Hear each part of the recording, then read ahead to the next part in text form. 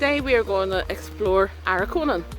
This is called Glen of the Burning, or Glen of Gelvin, possibly. Me and Gaelic. Arichonan is somewhere Martin's wanted to go for in a while.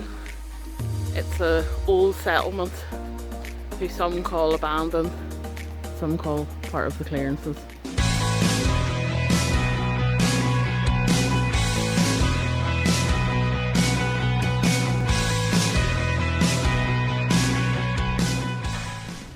Today we're back out in the Tainish Peninsula and we're walking up the trail up to an old highland clearance village. Now, in some previous videos we have mentioned the Malcolms of Poltalloch being responsible for a lot of the highland clearances in this area. This is one particular village that they cleared.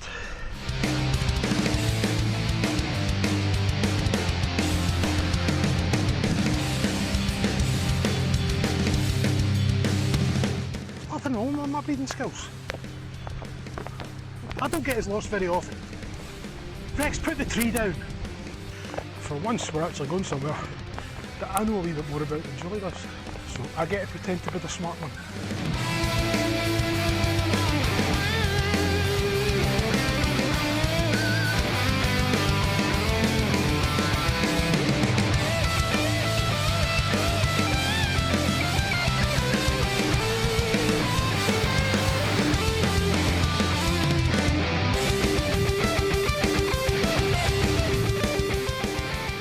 This is the Arichonan settlement.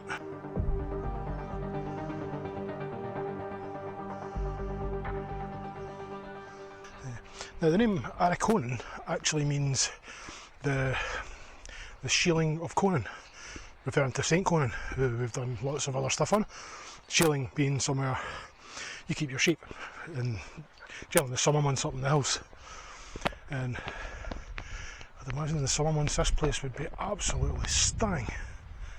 I can't believe the size of this place. You know, it stretches several hundred yards that way, several hundred yards that way.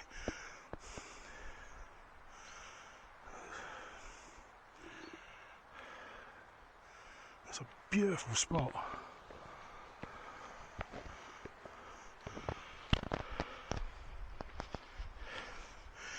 You kind of wonder why anybody would want to leave this place. Well, they didn't. There's been records of a settlement here from, well, there's records from the 1600s. More than likely a settlement here long before that. Just across the next hill there, maybe a quarter of a mile away, there's Drwm na Dún, which is a kind of hill fort settlement. And it dates, I think it was about 1000 BC. So people have been living quite happily in this area for, well, had been for almost 2000 years, at least 2000 years. Until certain people come into the picture. It was in about the 1650s, 1654, that this land passed to the MacNeils from the Campbells. That was the Campbells of Knapdale. The MacNeils then in turn sold it to the Malcolms of Poltalloch. That was at the start of the 1800s. Now it didn't take the Poltallochs long before they decided they wanted to make some money from this place. So in 1848, Neil Malcolm of Poltalloch sent an eviction notice to the 4 main tenants on this site. Now bear in mind, these people had lived here for hundreds of years, if not longer. You know, their families were here, their homes were here, their livestock was here, everything they owned was here. Of course that didn't mean anything to the Poltallochs. He saw an opportunity to clear the land and replace the tenants, who were tenant farmers, with sheep, and basically in huge sheep estates. I believe one of these buildings here is actually a newer building. So after the people were cleared, the new building was put up for the shepherd. The eviction notice gave them until Whitsunday to clear the land. They didn't want to go, for quite obvious reasons. The people of the settlement kind of rose up and refused to leave. And seeing what was happening, other people from other settlements nearby, such as like Knapdale, Cairnban, they all came together and they came down in the support of the tenants against the Potalacs.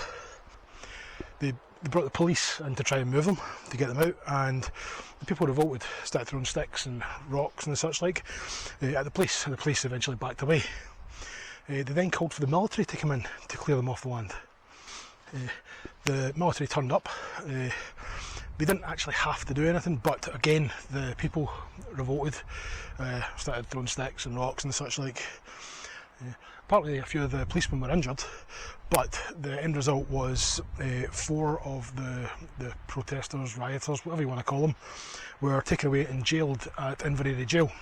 Now, there's still records in Inverary of that particular crime, as it was, or as it was referred to. You can see the number of buildings here. Now, bear in mind, a lot of the buildings here were torn down to make the later buildings, the ones for the shepherd and the sheepfolds. And that's one of the sheepfolds you can see behind me there. As you can see, it's in far better condition than the houses that the people lived in, because the bricks from the houses were used to build the sheepfold. Now, the 4 people that were jailed were, and I have to read this off my bit of paper here because I can't remember their names offhand. There was Catherine Campbell, Mary Adams, Neil McMillan and Duncan MacLean. I say they were all jailed at Inverary Jail. Now, they were released shortly afterwards, I'd imagine to stop further revolts. Though the revolt here wasn't a one-off. The clearances have been happening all over Scotland. This was actually one of the later ones, believe it or not. A lot of the clearances up in Skye and in the Hebrides were met with riots. There's the Bernera riots, there's the Battersea Boys, there's dozens of monuments, well not dozens, there's about, at least we've seen 7 or 8 monuments in the Hebrides for these rioters, or raiders they called them, because they were kicked off the lands and they came back onto the lands, and they were considered to be raiding the land because they didn't belong to them, even though their families had lived on that land for centuries. Now, many of the families that lived here were forced to emigrate. Many of them ended up in Canada or Australia. Neil Potalac, who caused this particular clearance of this village, actually had a plantation in Australia, and he tried to encourage the people he was clearing off this settlement to go to Australia to live on his plantation, where no doubt he could employ them or make use of them, make money off them. Because of what had happened here, they basically all refused. Many of them ended up in Canada. Now, a lot of people refer to the Highland clearances as the agricultural revolution. So it changed the way farming worked. Yeah, it may have changed the way farming worked, but it kicked a lot of people out of their homes and off the land that their families had lived on for thousands of years, really.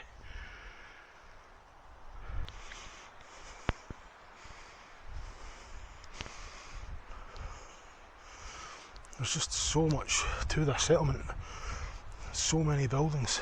Just imagine how many people actually lived here. I'll say it was only 4 people they sent the eviction notices to, but that's because they were the 4 tenants that paid the rent. So it might not be particularly evident, but when we drive around these areas, find sites like this to go and visit, we pass ruined settlements like this all the time. They are scattered all over the Highlands. Sometimes maybe just 1 or 2 buildings, a single croft, or in cases like this and a few others I've been to recently, an entire settlement.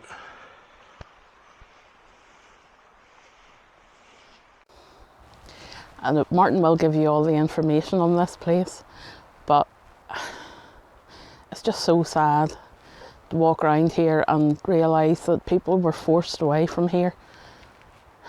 It's clear when you look around, no one would want to leave here. It's just stunning.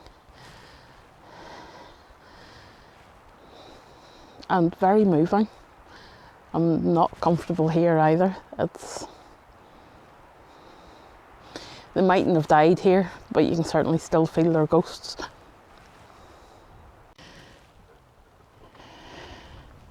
Even their pots were left behind. Many of the people who perpetrated these clearances, such as the Malcolms, were dabbling in politics. So they were the ones who were responsible for allowing it to happen and creating the mess at the same time.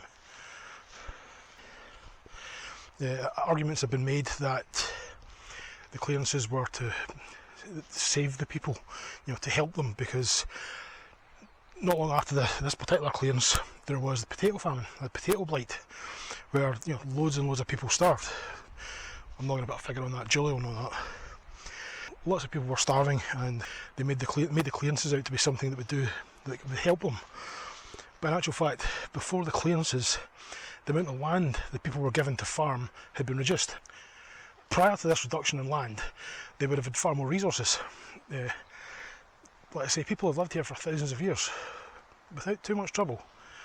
The only trouble came when people started starving because the landlords had reduced the size of their land. I'm making my way up to the barn now.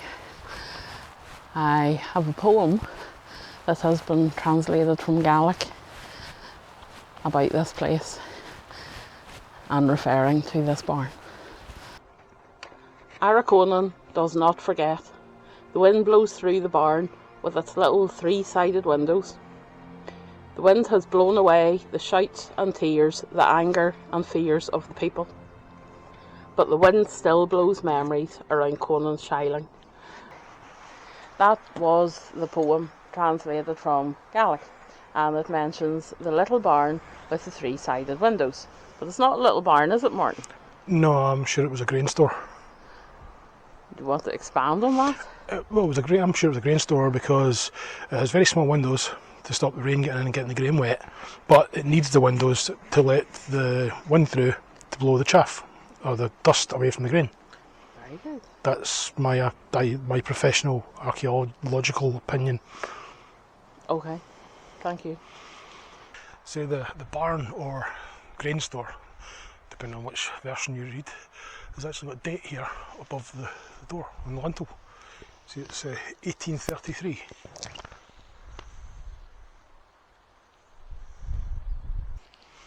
There's lots of ironworks lying around. A big, huge iron pot. There's an iron bed frame just down the hill a bit there. Fire grates and such like. Just discussing with Julie there if they would be originally from this place, or if they would have been from maybe, possibly the shepherd's house. So that was dated after 1848. It's not hard to imagine all the people living here, bustling around the community, shared resources, people looking after each other. And then one man wants some money and destroys it all. It's unsurprising that the population growth in Scotland up to the start of the clearances was pretty much matched the population growth of any other European country. From the clearances onwards, the population has stunted. There's just been very little growth compared to other countries, and you could argue that the clearances had quite a large part to play in that. Many families moved abroad, especially when you look at, let's say, Canada and Australia, the amount of people with Scottish surnames. Nova Scotia itself, New Scotland. Calgary, named after Calgary and Mull. To be honest, I'm really struggling to do the history of this place justice without getting angry and upset. This is what remains of the homes of the people who lived here. I'll just stick a wee photograph up here of the home that Neil Poltalloch lived in at the time, just for comparison.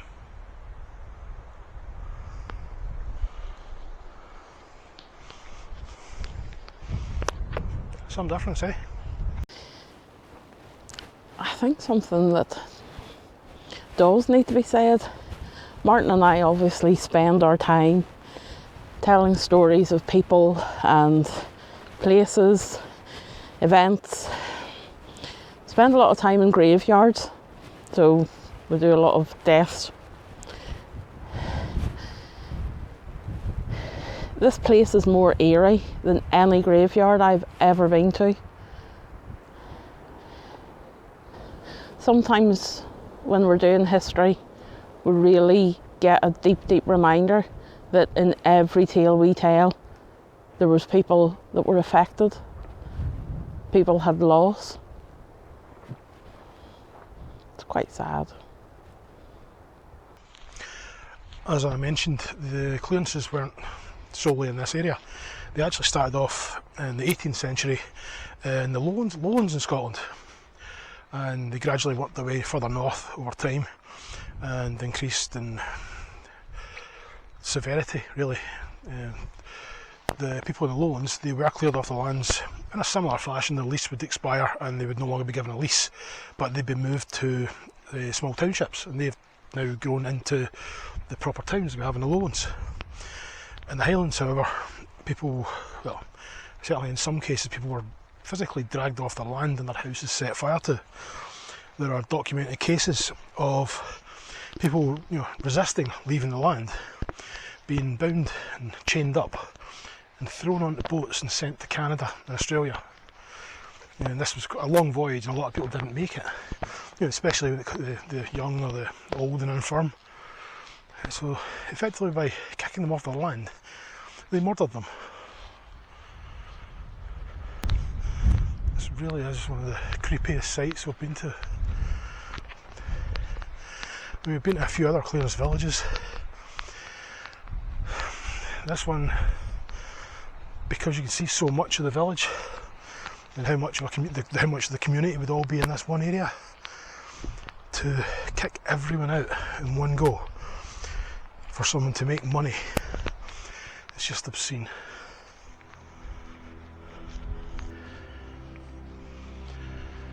I keep referring to these as buildings. I really should refer to them as homes, because that's what they were. In summary, this is what happens when greed becomes more important than community.